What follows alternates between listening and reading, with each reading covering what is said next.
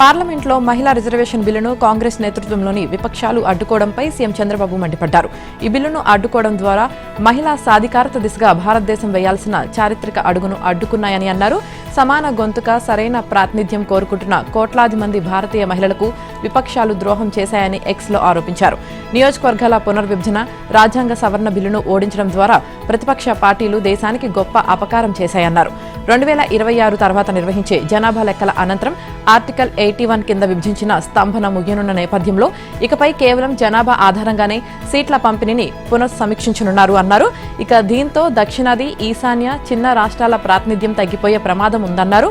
ఈ రాష్ట్రాల వాణిని కాపాడటానికి మహిళలకు 33% ప్రాతినిధ్యం కల్పించడానికి ఎన్డీఏ నిజాయితీగా ఒక ప్రతిపాదన చేసిందని, అయితే దీర్ఘకాలిక జాతీయ ప్రయోజనాలపై రాజకీయ అజెండాలు పైచేయి సాధించడం దురదృష్టకరమని అన్నారు. ఈ ఫలితంతో సంబరాలు చేసుకుంటున్న వారు ఆత్మ పరిశీలన చేసుకోవాలని సీఎం చంద్రబాబు సూచించారు.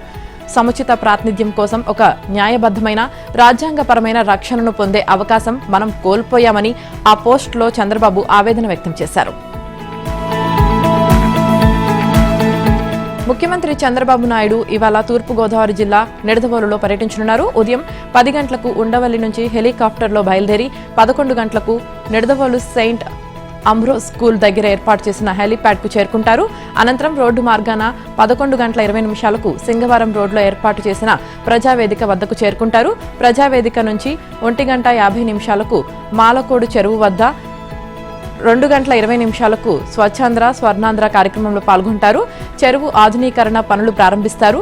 ఎస్టీబీ ప్లాంట్ నిర్మాణానికి భూమి పూజ చేసి శాస్త్రవేత్తలతో చర్చిస్తారు. 2:30 సెయింట్ అంబ్రోస్ స్కూల్ వద్దకు చేరుకొని అక్కడ 4 గంటల వరకు నాయకులు, కార్యకర్తలతో సమీక్షిస్తారు. 4 గంటలకు హెలికాప్టర్లో బయలుదేరి ఉండవల్లి వెళ్తారు.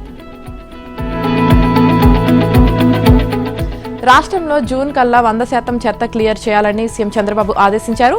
ఈ మేరకు స్వచ్ఛాంధ్ర సహకారానికి పటిష్ట కార్యాచరణ అమలు చేయాలని అధికారులను స్పష్టం చేశారు. ఇక సీఎం క్యాంపు కార్యాలయంలో నిన్న స్వర్ణాంధ్ర, స్వచ్ఛాంధ్ర పురోగతిపై సీఎం సమీక్ష నిర్వహించారు. లక్ష్యాలు చేరుకోవడంలో విఫలమైతే కారణాలు అన్వేషించి చర్యలు తీసుకోవాలని స్పష్టం చేశారు. మున్సిపాలిటీలో అవసరమైన చోట కొత్తగా పబ్లిక్ టాయిలెట్ నిర్మాణం చేపట్టాలన్నారు. నిర్ణీత పరిధిలో వేస్ట్ టు ఎనర్జీ ప్లాంట్లు నెలకొల్పేలా చూడాలని కోరారు. గతంలో వ్యర్థాలతో నిండిపోయిన డంపింగ్ యార్డుల నుంచి ప్రస్తుతం చెత్త క్లియర్ చేయడంతో పాటు ఆయా స్థలాలను పచ్చదనంతో నింపేలా చూడాలన్నారు. ఇక గ్రామాలు, పట్టణానికి సమీపంలో ఉన్న డంపింగ్ కేంద్రాలను పార్కులుగా తీర్చిదిద్దాలని సూచించారు. వైసీపీ దిగిపోయే నాటికి పట్టణాల్లో 153 లక్షల టన్నుల చెత్త పేరుకుపోగా 2024 జూన్ నుంచి ఇప్పటి వరకు 114 లక్షల టన్నుల చెత్త తొలగించినట్లు అధికారులు తెలిపారు. గ్రామాల్లో పేరుకుపోయిన 10 లక్షల టన్నుల చెత్తను తొలగించేందుకు చర్యలు తీసుకోవాలని, కంపోస్ట్ మార్కెటింగ్ చేసేందుకు మార్క్ఫెడ్ను సమన్వయ బాధ్యతలు అప్పగించాలని సీఎం సూచించారు. మ్యాజిక్ డ్రైన్లకు అనుసంధానంగా కమ్యూనిటీ సోక్ పిట్స్ తీసుకురావడం ద్వారా మురుగునీటి సమస్య పరిష్కారం కావడంతో పాటు భూగర్భ జలాలు పెరుగుతాయన్నారు. ఇక ప్రభుత్వ సంక్షేమ హాస్టళ్లు, రెసిడెన్షియల్ పాఠశాలల్లోనూ తడి చెత్త, పొడి చెత్త నిర్వహణ, సోలార్ రూప్ టాప్ ఏర్పాటు, నెట్ జీరో, గ్రీనరీ పెంపు, క్లీన్ హైజీన్ కిచెన్ వంటి అంశాలపై దృష్టి పెట్టాలన్నారు. రాష్ట్రంలో 633 స్వచ్ఛ రథాలతో రోజుకు 125 టన్నుల పొడి చెత్త సేకరిస్తున్నామని, గోబర్ధన్ యూనిట్లు, గ్రీన్ షాప్స్ ద్వారా చెత్తను ఆదాయంగా మారుస్తున్నామని అధికారులు తెలిపారు. డిసెంబర్ కల్లా గోబర్ధన్ ప్లాంట్లు సిద్ధమవుతాయని వెల్లడించారు. తెలుగుదేశం పార్టీలో తొలి నుంచి కార్యకర్తలకు ప్రాధాన్యమిస్తూ వచ్చాం. కష్టపడి పనిచేసే ప్రతి కార్యకర్తను గుర్తించి పదవులు ఇచ్చే కొత్త వ్యవస్థను లోకేష్ తీసుకువచ్చారు అని సీఎం చంద్రబాబు అన్నారు. నిన్న టీడీపీ కేంద్ర కార్యాలయానికి వచ్చిన ఆయన పార్టీ శ్రేణుల శిక్షణ తరగతుల్లో పాల్గొన్నారు. కాఫీ కబుర్ల కార్యక్రమంలో భాగంగా చంద్రబాబు మాట్లాడారు. ఇటీవల మండల స్థాయి నాయకులకు పార్టీలో కీలకమైన పోలిట్ బ్యూరోలో చోటు కల్పించాం. ఇదే విధానాన్ని మున్ముందు మరింత విస్తృతంగా అమలు చేస్తామని స్పష్టం చేశారు. పార్టీ కార్యకర్తలందరూ తాజా రాజకీయ పరిణామాలపై ఎప్పటికప్పుడు అప్డేట్ గా ఉండాలన్నారు. ఇక కార్యకర్తలకు ఆర్థిక సాధికారత కల్పించేందుకు ఆలోచన చేస్తున్నాం. న్యాయబద్ధమైన ఆదాయ మార్గాన్ని కల్పించి ప్రతి కార్యకర్త సొంత కాళ్లపై నిలబడేలా చేయాలన్నదే పార్టీ లక్ష్యమన్నారు సీఎం చంద్రబాబు. పార్టీ కమిటీల్లో సీనియర్లను గౌరవించుకుంటూనే యువతకు పెద్దపీట వేశాం. దామాషా ప్రకారం ప్రతి కులానికి ప్రాతినిధ్యం కల్పించాలన్నది టీడీపీ విధానం. దానికి అనుగుణంగా పార్టీ కమిటీల్లో అన్ని వర్గాలకు ప్రాధాన్యం కల్పించామని చంద్రబాబు పేర్కొన్నారు. జగన్ ప్రభుత్వ హయాంలో 3,500 కోట్ల మద్యం స్కామ్ జరిగిందని, కూటమి ప్రభుత్వంలో మద్యం అమ్మకాలను పూర్తిగా డిజిటలైజ్ చేశామని మంత్రి కొల్లు రవీంద్ర తెలిపారు. సరిహద్దు రాష్ట్రాల ద్వారా రాష్ట్రంలో అమ్మకాలు 30 నుంచి 50% వరకు పెరిగాయని, గుంటూరు, కాకినాడ, విశాఖపట్నం, కర్నూలు, చిత్తూరు జిల్లాల్లోని ల్యాబ్లను 12 కోట్లతో ఆధునీకరించామన్నారు. జగన్ ప్రభుత్వ హయాంలో నాసిరకం మద్యాన్ని విచ్చలవిడిగా అమ్మారు. దానివల్ల 30,000 మంది చనిపోయారు, లక్షలాది మంది అనారోగ్యం పాలయ్యారు అని తెలిపారు. ఇక 2023వ సంవత్సరంలో రాష్ట్ర వ్యాప్తంగా 14,000 శాంపిల్స్ మాత్రమే వైసీపీ ప్రభుత్వం చూస్తే తమ ప్రభుత్వం ప్రతి నెల 39,000 శాంపిల్స్ ను తనిఖీ చేస్తుందన్నారు. ప్రతి ఒక్కరూ ఏపీ ఎక్సైజ్ సురక్ష యాప్ ని వినియోగించాలని కొల్లు సూచించారు. ఇక గుంటూరు టు అమరావతి రహదారిలోని విజయశ్రీ వైన్ షాప్ ను మంత్రి కొల్లు రవీంద్ర ఆకస్మికంగా తనిఖీ చేశారు. మద్యం బాటిల్ తీసుకుని ఏపీ ఎక్సైజ్ సురక్ష యాప్ తో పరిశీలించారు. షాప్ లో ఉన్న స్టాక్ ను చూసి అమ్మకాల వివరాలను అడిగి తెలుసుకున్నారు. గ్రామీణ ప్రాంతాల్లో సర్వీస్ ఇనాం భూములు కలిగిన రైతులకు ఇచ్చిన మాటను కూటమి ప్రభుత్వం నిలబెట్టుకుంది. ఆ భూములకు నిషేధ విముక్తి కల్పిస్తామన్న ముఖ్యమంత్రి చంద్రబాబు హామీని రెవెన్యూ శాఖ అమల్లోకి తీసుకువచ్చింది. రాష్ట్ర వ్యాప్తంగా ఉన్న 1,36,024 ఎకరాల సర్వీస్ ఇనాం భూమిని ఫ్రీ హోల్డ్ పరిధిలోకి తీసుకువస్తున్నామని, వెంటనే ఆ భూములను గుర్తించి నిషేధ జాబితా 22/A నుంచి తొలగించాలంటూ రెవెన్యూ శాఖ ప్రత్యేక ప్రధాన కార్యదర్శి సాయి ప్రసాద్ నిన్న ఆదేశాలు విడుదల చేశారు. ఈ మేరకు జిల్లా కలెక్టర్లు, రిజిస్ట్రేషన్ శాఖ అధికారులను ఉటంకిస్తూ ఆయన ప్రత్యేక మెమోను జారీ చేశారు. ఈ భూములపై 2023 జూలై 19న జారీ చేసిన జీవో 310 ప్రకారం సర్వీస్ ఇనాం భూములను పట్టా భూములుగా గుర్తిస్తూ రెవెన్యూ రికార్డులను తాజా పరచాలని ఆయన ఆదేశించారు. ఇక రెవెన్యూ శాఖ తాజా నిర్ణయంతో ఆ భూములు పూర్తిగా 22A నుంచి బయటపడతాయి, పట్టా భూములుగానే రికార్డుల్లో ఉంటాయి. ఇక ఆ భూములున్న రైతులు లేదా ఇంతకు ముందే కొని రిజిస్ట్రేషన్ చేసుకున్న వారికి భారీ ఊరట లభించనుంది. ఆ భూములను ఫ్రీ హోల్డ్ గా ప్రకటించినందున ఇకపై క్రయ విక్రయాలకు అవకాశం ఏర్పడుతుంది. ఈ అంశంపై వెంటనే తగిన చర్యలు తీసుకోవాలని భూ పరిపాలన ప్రధాన కమిషనర్ను ప్రభుత్వం ఆదేశించింది. ఉమ్మడి ఆంధ్రప్రదేశ్లో ఇనాం భూముల సవరణ చట్టం 2013ను అప్పటి ప్రభుత్వం తీసుకువచ్చింది. ఇనాం భూములను అంటే పట్టా కానివి, ప్రభుత్వ పరిధిలో ఉన్న వాటిని పరిరక్షించేందుకు నిషేధ జాబితాలో చేర్చడం ఈ చట్టం లక్ష్యం. చట్టం అమల్లోకి వచ్చిన నాటి నుంచి ఉన్న భూములకు బదులు తొలి నుంచి ఉన్న భూములను 22/Aలో చేర్చి రక్షించాలని చట్టంలో ఉంది. దీనివల్ల మొత్తం సర్వీస్ ఇనాం భూములు అంటే అప్పటికే రైత్వారీ పట్టాలుగా మారినవి, ఇంకా అనేక క్రయ విక్రయాలు జరిగిన భూములను కూడా నిషేధ జాబితాలో చేర్చారు. 2023 జూలైలో అప్పటి ప్రభుత్వం జీవో 310 తీసుకొచ్చింది. 2013లో తీసుకొచ్చిన చట్ట సవరణ ఇనాం గ్రామ సర్వీసు భూములకు వర్తించదని రెవెన్యూ శాఖ స్పష్టత ఇచ్చింది. సోషల్ మీడియాలో అసభ్యకర, అనుచిత పోస్టులు పెట్టిన వ్యవహారంలో వైసీపీ సోషల్ మీడియా మాజీ ఇన్ఛార్జ్ సజ్జల భార్గవరెడ్డి, ఇతర నిందితులు అనగారికంగా, అనైతికంగా, ఆటవికంగా, సంస్కారహీనంగా ప్రవర్తించారని హైకోర్టు వ్యాఖ్యానించింది. రాష్ట్ర ముఖ్యమంత్రి, ఉప ముఖ్యమంత్రి, మంత్రులు, వారి కుటుంబ సభ్యుల గౌరవ ప్రతిష్టలకు భంగం కలిగించేలా నిందితులు చేశారని పేర్కొంది. ఇక ఇలాంటి చర్యల పట్ల చట్టపరంగా కఠినంగా వ్యవహరించాలని పోలీసులను ఆదేశించింది. ఇతరుల గౌరవాన్ని, ప్రతిష్టను దెబ్బతీసే హక్కు ఎవరికీ లేదని స్పష్టం చేసింది. ఇక ప్రముఖులు, రాజకీయ నాయకులు, వారి కుటుంబ సభ్యులు, సాధారణ పౌరులను లక్ష్యంగా చేసుకుని సామాజిక మాధ్యమాల్లో అసభ్యకర, తప్పుడు సమాచారం వ్యాప్తి చేయడం వల్ల వారి ప్రతిష్ట దెబ్బతీయడమే కాక తీవ్ర మానసిక వేదనకు గురవుతున్నారని పేర్కొంది. ఇక అంతేగాక ప్రజల మధ్య విశ్వాసం బలహీనపడటమే కాకుండా ద్వేషాన్ని పెంచుతాయని, సామాజిక సామరస్యాన్ని దెబ్బతీస్తాయని తెలిపింది. పౌరుల గోప్యత హక్కును కూడా హరిస్తున్నారని వ్యాఖ్యానించింది. ఎవరైనా ఏదైనా అంశం, విధానాలపై తమ అభిప్రాయాన్ని, అసమ్మతిని వ్యక్తం చేయవచ్చని, అయితే అది గౌరవప్రదంగా ఉండాలని స్పష్టం చేసింది. సోషల్ మీడియాలో అనుచిత పోస్టుల వ్యవహారంలో ఇమిగ్రేషన్ అధికారులు తనపై జారీ చేసిన ఎల్ఓసీని రద్దు చేయాలని కోరుతూ సజ్జల భార్గవరెడ్డి హైకోర్టులో పిటిషన్ దాఖలు చేశారు. ఈ వ్యాజ్యంపై ఇటీవల వాదనలు ముగియడంతో తీర్పు రిజర్వ్ చేశారు. హైకోర్టు న్యాయమూర్తి జస్టిస్ బట్టు దేవానంద్ నిర్ణయం వెల్లడించారు. ఇక సోషల్ మీడియాలో అనుచిత, అసభ్యకర పోస్టులు పెట్టిన వ్యవహారంలో పిటిషనర్పై రాష్ట్ర వ్యాప్తంగా అనేక కేసులు నమోదయ్యాయి. ముఖ్యమంత్రి చంద్రబాబు ఫోటోను మార్పింగ్ చేసి అనుచిత పోస్టులు పెట్టిన వ్యవహారంలో YCP social media general secretary Pudi Srihari, G Girish Kumar రెడ్డిలకు డిమాండ్ విధించేందుకు నిరాకరిస్తూ కుప్పం కోర్టు ఇచ్చిన ఉత్తర్వులను హైకోర్టు సస్పెండ్ చేసింది. ప్రతివాదులు పూడి శ్రీహరి, గిరీష్ కుమార్ రెడ్డిలకు నోటీసులు జారీ చేయాలని పోలీసులను ఆదేశించింది. విచారణను ఈ నెల 21కి వాయిదా వేసింది. నిన్న హైకోర్టు న్యాయమూర్తి జస్టిస్ వై లక్ష్మణ్ రావు ఈ మేరకు మధ్యంతర ఉత్తర్వులు జారీ చేశారు. ఉత్తర్వులు వెల్లడించిన కొద్దిసేపటి తర్వాత శ్రీహరి తరపున సీనియర్ న్యాయవాది పొన్నవోలు సుధాకర్ రెడ్డి హాజరై కుప్పం కోర్టు ఇచ్చిన ఉత్తర్వులను సస్పెండ్ చేయడం అభ్యంతరం తెలిపారు. ఇక తదుపరి విచారణ వరకు నిందితులను అరెస్టు చేయకుండా రక్షణ కల్పించాలని కోరారు. దీనిపై పబ్లిక్ ప్రాసిక్యూటర్ లక్ష్మీనారాయణ స్పందిస్తూ ఉత్తర్వులు జారీ చేశాక వాదనలు వినాలని కోర్టును ఒత్తిడి చేయడం సరికాదన్నారు. ఈ దశలో న్యాయమూర్తి జోక్యం చేసుకుంటూ డిమాండ్ను తిరస్కరిస్తూ విచారణ కోర్టు ఇచ్చిన ఉత్తర్వులను తాము సస్పెండ్ మాత్రమే చేశామని వాటిని రద్దు చేయలేదని గుర్తు చేశారు. ఉత్తర్వులను రద్దు చేసినప్పుడు మాత్రమే అరెస్టు చేసేందుకు వీలు ఉంటుందన్నారు. నిందితులను అరెస్టు చేసే ప్రమాదం ఉందని సీనియర్ న్యాయవాది మరోసారి ఆందోళన వ్యక్తం చేయగా అరెస్టు చేయనీయండి, ఏమి జరుగుతుందో చూస్తారని న్యాయమూర్తి హెచ్చరించారు. కుప్పం కోర్టు ఇచ్చిన ఉత్తర్వులను సవాల్ చేస్తూ కుప్పం అర్బన్ పోలీసులు హైకోర్టులో పిటిషన్లు దాఖలు చేశారు. ఈ పిటిషన్లను హైకోర్టు లంచ్ మోషన్లుగా విచారణకు స్వీకరించింది. కర్నూలు జిల్లాలో అర్ధరాత్రి ఉరుములు మెరుపులతో గాలివాన బీభత్సం సృష్టించింది. ఈదురుగాలుల కారణంగా 50 నుంచి 70 విద్యుత్ స్తంభాలు నేలకొరిగాయి. కర్నూలు టు ఆదోని ప్రధాన రహదారిలో చెట్లు విరిగిపోవడంతో వాహనాల రాకపోకలకు అంతరాయం ఏర్పడింది. మరోవైపు చేతికొచ్చి అమ్ముకోవడానికి సిద్ధంగా ఉన్న మొక్కజొన్న పంట కళ్లాల్లోనే తడిసిపోవడంతో అన్నదాతలు తీవ్ర ఆందోళన వ్యక్తం చేస్తున్నారు. ప్రభుత్వమే తమను ఆదుకోవాలని రైతులు కోరుతున్నారు. ఇటు కరెంటు స్తంభాలు నేలకొరగడంతో పలు గ్రామాలకు విద్యుత్ సరఫరా నిలిచిపోయింది. అప్రమత్తమైన అధికారులు విరిగిపడిన విద్యుత్ స్తంభాల స్థానంలో కొత్తవి ఏర్పాటు చేసేందుకు చర్యలు చేపట్టారు. రోడ్డుకు అడ్డంగా పడిపోయిన వృక్షాలు తొలగించిన సిబ్బంది ట్రాఫిక్ అంతరాయం లేకుండా చేశారు.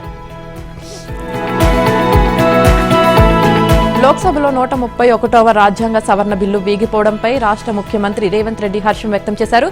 ప్రతిపక్ష నేత రాహుల్ గాంధీ నాయకత్వంలో ఏఐసీసీ అధ్యక్షుడు మల్లికార్జున్ ఖర్గే ఆధ్వర్యంలో అన్ని ప్రజాస్వామిక శక్తులు, ప్రతిపక్ష నాయకులు ఐక్యంగా నిలిచి ఒక జాతీయ విపత్తును నివారించారని అన్నారు.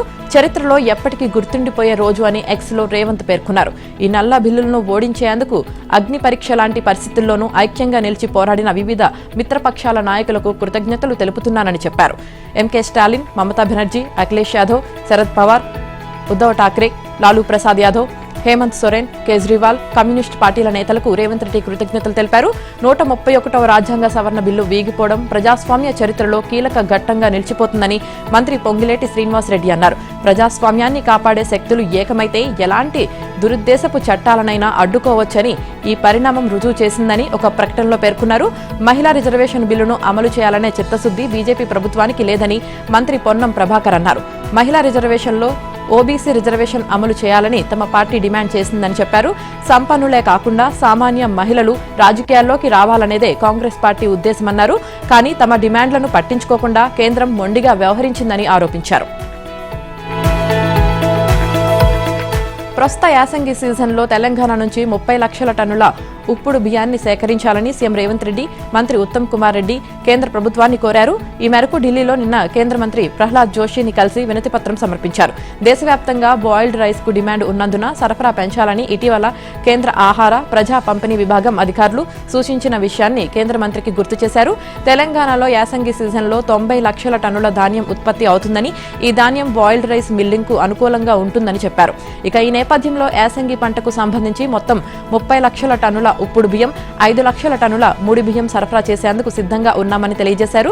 బాయిల్డ్ రైస్ సరఫరాకు సంబంధించిన ప్రతిపాదనకు కేంద్ర మంత్రి ప్రహ్లాద్ జోషి సూత్రప్రాయంగా ఆమోదం తెలిపారని మంత్రి ఉత్తమ్ వెల్లడించారు. ఇక 2014-15 వర్షాకాలం సీజన్లో అదనపు లేవి సేకరణకు సంబంధించిన 1468 కోట్ల బకాయిలను వెంటనే విడుదల చేయాలని సీఎం రేవంత్, మంత్రి ఉత్తమ్ కేంద్ర మంత్రిని కోరారు. ధాన్యం సేకరణలో తెలంగాణ అగ్రగామిగా ఉందని, ధాన్యం సేకరించిన 48 గంటల్లోనే రైతులకు చెల్లింపులు చేస్తున్నామని చెప్పారు. రాష్ట్ర పౌర సరఫరాల శాఖ మీద ఉన్న ఒత్తిడిని గుర్తించి వెంటనే పాత బకాయిలు విడుదల చేయాలని కేంద్ర మంత్రిని కోరారు. పిల్లల్లో రక్తహీనత, పోషకాహార లోపాన్ని నివారించేందుకు అమలు చేసిన పోషణ్ అభియాన్ పథకాన్ని ఇటీవల నిలిపివేశారని, దాన్ని వెంటనే పునఃప్రారంభించాలని విజ్ఞప్తి చేశారు. తెలంగాణను గ్లోబల్ పెట్టుబడుల గమ్యస్థానంగా నిలపాలన్న లక్ష్యంతో ప్రభుత్వం చేపట్టిన తెలంగాణ రైజింగ్ 2047 కార్యక్రమం స్పష్టమైన ఫలితాలిస్తోంది. దానికోసం ప్రభుత్వం ఒక డాక్యుమెంట్ను రూపొందించి భారత్ ఫ్యూచర్ సిటీలో 2 రోజుల సదస్సు, 3 సార్లు సీఎం దావోస్ పర్యటనలోనూ సదస్సులు నిర్వహించింది. ప్రతి వేదికపైన సీఎం రేవంత్, కేబినెట్లో ఉన్న మంత్రులు 2047 విజన్లో భాగంగా 3 ట్రిలియన్ల ఆర్థిక వ్యవస్థగా రాష్ట్రాన్ని నిలపాలన్నదే తమ లక్ష్యంగా చెబుతూ వస్తున్నారు. కాంగ్రెస్ అధికారంలోకి వచ్చాక పెట్టుబడిదారుల్లో రాష్ట్రంపై విశ్వాసం బాగా పెరిగిందని ఇటీవల బడ్జెట్ సమావేశాల్లో సీఎం రేవంత్ రెడ్డి తెలిపారు.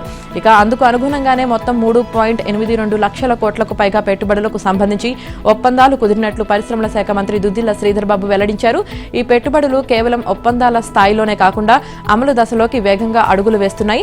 ప్రభుత్వం విడుదల చేసిన వివరాల ప్రకారం అనేక ప్రాజెక్టులు ఇప్పటికే ఆపరేషనల్ దశకు చేరుకోగా మరికొన్ని నిర్మాణ దశలో ఉండడం, ఇంకొన్ని డిపిఆర్ సమర్పణతో అమలుకు సిద్ధంగా ఉండడం రాష్ట్ర పారిశ్రామిక వృద్ధికి బలమైన సంకేతంగా నిలుస్తుందన్నారు. ఇక ప్రభుత్వం నివేదిక ప్రకారం ఇప్పటి వరకు 30కి పైగా కంపెనీలు డిపిఆర్లను ప్రభుత్వానికి పంపించాయి. ఇక రంగాల వారీగా చూస్తే ఏరోస్పేస్, డిఫెన్స్ రంగాల్లో తెలంగాణ ఇప్పటికే ముందంజలో ఉంది. ఆటోమొబైల్, ఈవీ వాహనాల రంగాల్లో కూడా గణనీయమైన పెట్టుబడులొచ్చాయి. వీటికి అవసరమైన భూములు ఇప్పటికే కేటాయించగా ఎక్కువ యూనిట్లు నిర్మాణ దశలో ఉన్నాయి. గ్రీన్ మొబిలిటీపై రాష్ట్రం దృష్టి పెట్టడంతో భవిష్యత్ అవసరాలకు అనుగుణంగా ఈ రంగం వేగంగా విస్తరిస్తోంది. అందులో భాగంగానే పునరుత్పాదక శక్తి రంగంలో 31,500 కోట్ల పెట్టుబడులకు ఒప్పందాలు జరగడం గమనార్హం.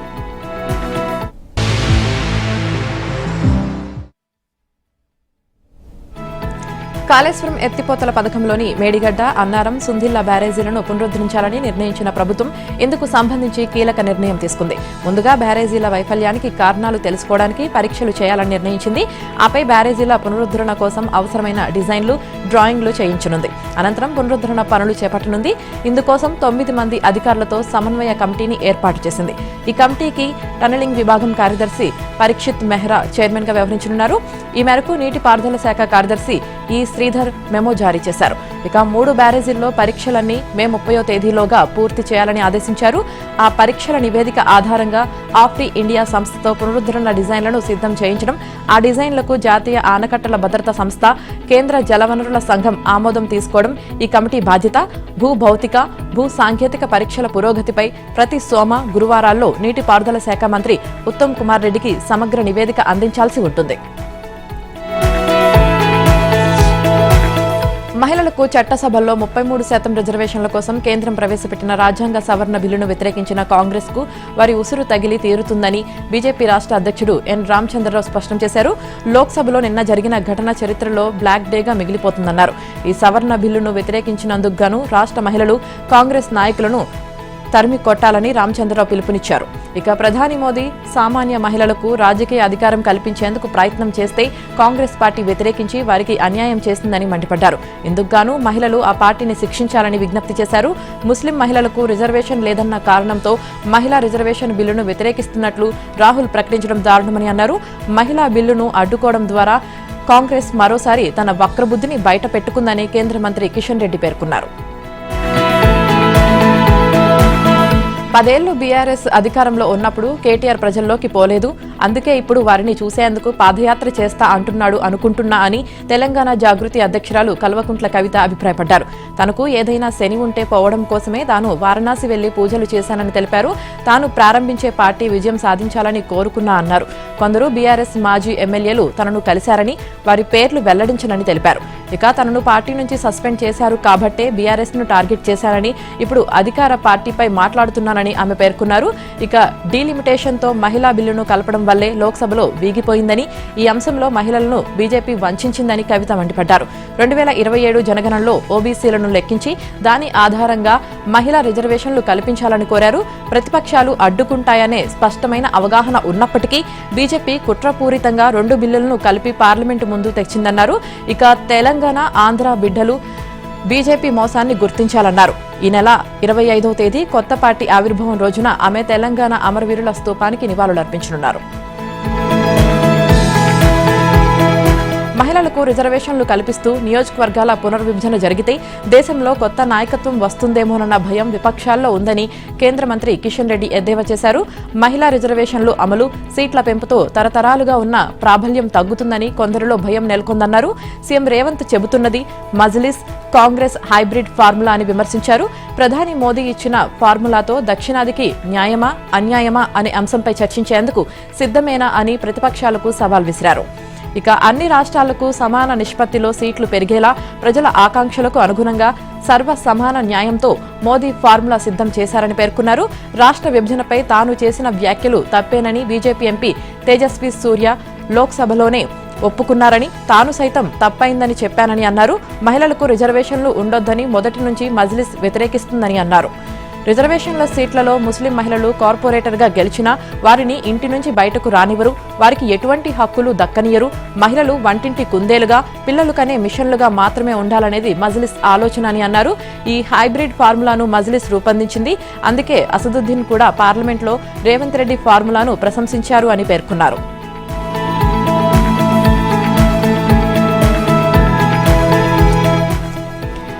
ఢిల్లీలోని ప్రధాన కార్యాలయంలో 3 సంవత్సరాల కాలానికి ఇటాచ్ గవర్నింగ్ కౌన్సిల్కు ఎన్నిక జరిగింది.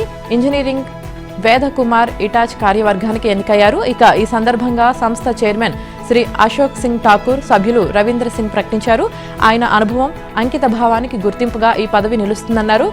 ఇటాచ్ జాతీయ కార్యవర్గానికి దక్షిణ భారతదేశం నుంచి ఎన్నికైన వారిలో వేదకుమార్ ఒకరు. సాంస్కృతిక వారసత్వం, పరిరక్షణ, విద్యా రంగాల్లో ఆయన చేసిన దీర్ఘకాల సేవలతో ఆయన జాతీయ కార్యవర్గంలో భాగం కావడానికి దోహదపడింది.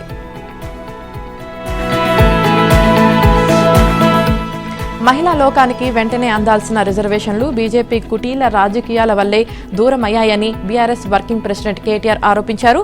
బీఆర్ఎస్ సహా అన్ని రాజకీయ పార్టీలు మద్దతు పలికినప్పటికీ డీలిమిటేషన్ పేరుతో చిక్కుముళ్లు తెచ్చిపెట్టి బిల్లు విఫలమయ్యేలా చేసిందన్నారు. మహిళా సాధికారతపై బీజేపీకి చిత్తశుద్ది లేదని తేలిపోయిందన్నారు. ప్రస్తుతం ఉన్న 543 లోక్సభ సీట్లతోనే మహిళా రిజర్వేషన్లు అమలు చేసి ఉంటే సమస్య వచ్చేది కాదన్నారు. దీనికి మహిళల రిజర్వేషన్ల అంశాన్ని ముడిపెట్టి వారి భుజాల మీద నుంచి దక్షిణాది రాష్ట్రాల గొంతు కోయాలని చూసిందన్నారు. దీంతో ఒక చారిత్రక అవకాశం చేజారిపోయిందని కేటీఆర్ ఆవేదన వ్యక్తం చేశారు. ఎన్నికల్లో లబ్ధి కోసం మహిళలను వెన్నుపోటు పొడిచిన పార్టీగా బీజేపీ చరిత్రలో నిలిచిపోతుందన్నారు. డీలిమిటేషన్ నిబంధన లేకుండా మహిళా రిజర్వేషన్ల కోసమే కొత్త బిల్లును ప్రవేశపెట్టి రానున్న ఎన్నికల నుంచే దాన్ని అమలు చేయాలని డిమాండ్ చేశారు. దక్షిణాది రాష్ట్రాల ఆందోళనను పరిగణలోకి తీసుకుని డీలిమిటేషన్పై విస్తృత చర్చ చేపట్టాలన్నారు. కశ్మీర్, అస్సాంలలో దేశవ్యాప్త డీలిమిటేషన్తో సంబంధం లేకుండా సీట్ల పెంపు చేపట్టిన కేంద్రం తెలంగాణలో ఎందుకు నిర్లక్ష్యం చేస్తుందని ప్రశ్నించారు. విపక్షాలే విజయం సాధించాయి. మోదీ సర్కార్ ఓడిపోయింది. రాజ్యాంగ సవరణ బిల్లుకు ఆమోదం పొందడానికి అవసరమైన సంఖ్యాబలం లేకపోయినా చట్టసభల్లో మహిళా రిజర్వేషన్ కల్పించేందుకు 2011 జనాభా లెక్కల ఆధారంగా లోక్సభ సీట్లను పెంచేందుకు మోదీ ప్రభుత్వం ప్రవేశపెట్టిన కీలకమైన రాజ్యాంగ సవరణ బిల్లు 68 ఓట్ల తేడాతో వీగిపోయింది. ఇక ఈ బిల్లులను ఆమోదించే విషయంలో ప్రతిపక్షాలను ఒప్పించేందుకు చివరి వరకు మోదీ ప్రభుత్వం చేసిన ప్రయత్నాలు ఫలించలేదు. ఈ రాజ్యాంగ సవరణ బిల్లుపై ఓటింగ్లో మొత్తం 528 మంది సభ్యులు పాల్గొన్నారు. అందులో 3/2 మెజార్టీ రావాలంటే 352 ఓట్లు అవసరం కాగా బిల్లుకు అనుకూలంగా 298 ఓట్లు మాత్రమే వచ్చాయి. ప్రతిపక్షాలన్నీ సంఘటితం కావడంతో బిల్లుకు వ్యతిరేకంగా 230 ఓట్లు పడ్డాయి. దీనితో రాజ్యాంగ సవరణ బిల్లుతో ముడిపడి ఉన్న డీలిమిటేషన్ బిల్లు, కేంద్రపాలిత ప్రాంతాల బిల్లులను కూడా ఉపసంహరించుకుంటున్నట్లు కేంద్ర హోంమంత్రి అమిత్ షా ప్రకటించారు. ఇక ఇవాళ ఉభయ సభాధిపతులు ముగింపు వ్యాఖ్యలు, వందే మాతరంతో పార్లమెంటు నిర్వధికంగా వాయిదా పడనుంది. కేంద్రంలో 12 సంవత్సరాల మోదీ పాలనలో ఒక్క రాజ్యాంగ సవరణ బిల్లును సభ తిరస్కరించడం ఇదే మొదటిసారి. దేశంలోని అన్ని రాష్ట్రాలకు ప్రస్తుతం ఉన్న ప్రాతినిధ్యం ఏమాత్రం తగ్గకుండా అన్ని రాష్ట్రాలకు 50% మేర సీట్లను పెంచుతామంటూ గురువారం సభ సాక్షిగా ప్రకటించిన ప్రభుత్వం బిల్లులో మాత్రం ఆ విషయాన్ని పేర్కొనలేదు. మహిళలకు చట్టసభల్లో 33% రిజర్వేషన్లు కల్పించే బిల్లును ఓడించిన కాంగ్రెస్, ఇతర ప్రతిపక్ష పార్టీలపై కేంద్ర హోంమంత్రి అమిత్ షా తీవ్ర ఆగ్రహం వ్యక్తం చేశారు. ఆ పార్టీల ఆలోచన ధోరణి మహిళా ప్రయోజనాలకు కానీ దేశ ప్రయోజనాలకు కానీ మేలు చేసేవి కాదని అన్నారు. మహిళలకు 33% కోటా ఇచ్చే బిల్లును ఓడించి సంబరాలు చేసుకోవడం, దానిపై విజయోత్సవ నినాదాలు చేయడం అత్యంత బాధాకరమని, ఊహించడానికే ఇబ్బందికరమైన విషయమని వ్యాఖ్యానించారు. లోక్సభలో బిల్లు వీగిపోయిన తర్వాత ఆయన ట్విట్టర్ ద్వారా స్పందించారు. ఇక కాంగ్రెస్, టీఎంసీ, డీఎంకే, సమాజ్వాదీ పార్టీలు కలిపి అత్యంత కీలకమైన నారీశక్తి వందన్ బిల్లును నెగ్గకుండా అడ్డుకున్నాయని చెప్పారు.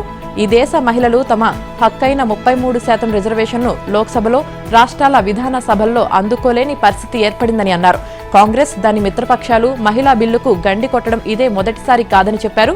కాంగ్రెస్, ఇతరుల పార్టీలు మహిళా శక్తికి చేసిన ఈ అవమానం చాలా దూరం వెళ్తుందని, విపక్షం మహిళల ఆగ్రహాన్ని ఎదుర్కోవాల్సి ఉంటుందని అన్నారు. వచ్చే లోక్సభ ఎన్నికలే కాదు, అన్ని స్థాయిల్లో ప్రతి ఎన్నికల్లో ఫలితాన్ని అనుభవించాల్సి ఉంటుందని హెచ్చరించారు. మహిళా కోటా చట్టాన్ని సవరించడానికి ప్రభుత్వం తీసుకొచ్చిన రాజ్యాంగ సవరణ బిల్లు రాజ్యాంగంపై జరిగిన దాడి అని, దాన్ని ప్రతిపక్షం ఓడించిందని లోక్సభలో విపక్ష నేత కాంగ్రెస్ ఎంపీ రాహుల్ గాంధీ అన్నారు. ఈ బిల్లు మహిళలకు రిజర్వేషన్లు కల్పించడానికి ఉద్దేశించింది కాదని, దేశ ఎన్నికల నిర్మాణాన్ని మార్చే ప్రయత్నమని దుయ్యబట్టారు. మహిళా రిజర్వేషన్లకు సంబంధించి నిన్న లోక్సభలో ప్రవేశపెట్టిన రాజ్యాంగ సవరణ బిల్లు వీగిపోయిన తర్వాత మాట్లాడారు.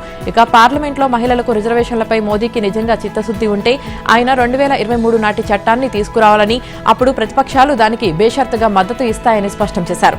తాను చెప్పినట్టుగా ఇది రాజ్యాంగంపై దాడి అయితే దాన్ని మేము ఓడించామని రాహుల్ పేర్కొన్నారు. రాజ్యాంగ సవరణ బిల్లు వీగిపోయింది.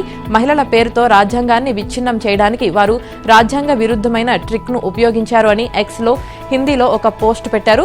భారతదేశం దీన్ని చూసింది, ఇండియా కూటమి దీన్ని ఆపింది, రాజ్యాంగం వర్ధిల్లాలి అని అందులో పేర్కొన్నారు. అంతకుముందు ఈ బిల్లుపై లోక్సభలో చర్చ సందర్భంగా కూడా రాహుల్ మోదీ సర్కారుపై తీవ్ర స్థాయిలో విరుచుకుపడ్డారు.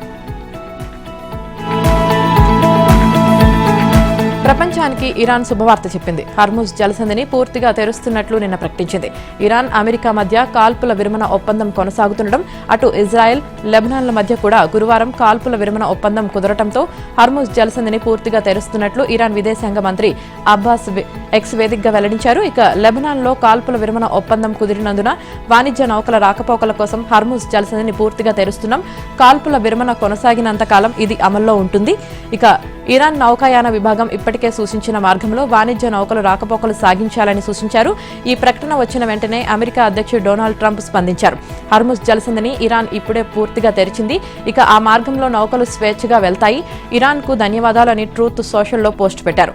అయితే ఇరాన్ పోర్టుల నుంచి వచ్చే నౌకల నిర్బంధం కొనసాగుతుందని పేర్కొన్నారు. ఇరాన్ కు చెందిన 19 నౌకలను నిన్న తిప్పి పంపినట్లు అమెరికా నౌకాదళం ప్రకటించింది. వాయువ్య దిశ నుంచి వీస్తున్న పొడిగాలులకు రాయలసీమ నిప్పుల కొలిమిలా మారింది. వడగాల్పులతో కోస్తా కూడా ఉడికిపోయింది. ఇక రాష్ట్రంలో 45% మండలాలు అంటే 299 మండలాల్లో శుక్రవారం 40 అంతకంటే ఎక్కువ డిగ్రీల ఉష్ణోగ్రతలు నమోదయ్యాయి. అత్యధికంగా కడపలో 45.5 డిగ్రీల ఉష్ణోగ్రత రికార్డైంది. నంద్యాల జిల్లాలో 44.8, అనంతపురం జిల్లా తాడిపత్రిలో 44.1, నెల్లూరు జిల్లా సైదాపురంలో 43.8, మార్కాపురం జిల్లా కొమరోలులో 43.7, కాకినాడ జిల్లా కరప, పల్నాడు జిల్లా గురజాల, కర్నూలు జిల్లా కోడుమూరులో 43.6 డిగ్రీల గరిష్ట ఉష్ణోగ్రతలు నమోదయ్యాయి. ఇక ఉపరితల ద్రోణుల ప్రభావంతో కోస్తా, రాయలసీమలో అక్కడక్కడ వర్షాలు కురిశాయి. ఇవాళ మన్యం, విజయనగరం, అల్లూరి, పోలవరం, ఏలూరు జిల్లాల్లోని 28 మండలాల్లో వడగాల్పుల ప్రభావం ఉంటుంది. ద్రోణి ప్రభావంతో రాష్ట్రంలో రానున్న 2 రోజులు కొన్ని ప్రాంతాల్లో ఎండ తీవ్రత, మరికొన్ని ప్రాంతాల్లో మేఘావృతంతో విభిన్న వాతావరణం ఉంటుంది. మన్యం, అల్లూరి, పోలవరం, విశాఖ జిల్లాలో అక్కడక్కడ పిడుగులతో కూడిన తేలికపాటి వర్షాలు పడతాయి. ఐపీఎల్లో భాగంగా కోల్కతా నైట్ రైడర్స్ తో అహ్మదాబాద్ వేదికగా జరిగిన ఉత్కంఠ పోరులో గుజరాత్ టైటాన్స్ గెలుపొందింది. 5 వికెట్ల తేడాతో విజయం సాధించింది. తొలుత బ్యాటింగ్ కు దిగిన కోల్కతా నైట్ రైడర్స్ సరిగ్గా 20 ఓవర్లకు 180 పరుగులకు ఆలౌట్ అయింది. అనంతరం లక్ష్య ఛేదనకు దిగిన గుజరాత్ టైటాన్స్ 19.4 ఓవర్లలో 5 వికెట్లు కోల్పోయి 181 పరుగులు చేసింది. గుజరాత్ బ్యాటర్లలో శుభమన్ గిల్ 50 బంతుల్లో 8 ఫోర్లు, 4 సిక్స్లతో కెప్టెన్ ఇన్నింగ్స్ తో అదరగొట్టాడు. ఇక సాయి సుదర్శన్ 22, జోష్ బట్లర్ 25 పరుగులు చేశారు. వాషింగ్టన్ సుందర్ 13, ఫిలిప్స్ 19 పరుగులు చేసి బ్యాటింగ్లో విఫలమయ్యారు. కోల్కతా బౌలర్లో వరుణ్ చక్రవర్తి 2, వైభవ్ అరోరా, సునీల్ నరైన్, రమన్దీప్ సింగ్ తలో వికెట్ తీసుకున్నారు.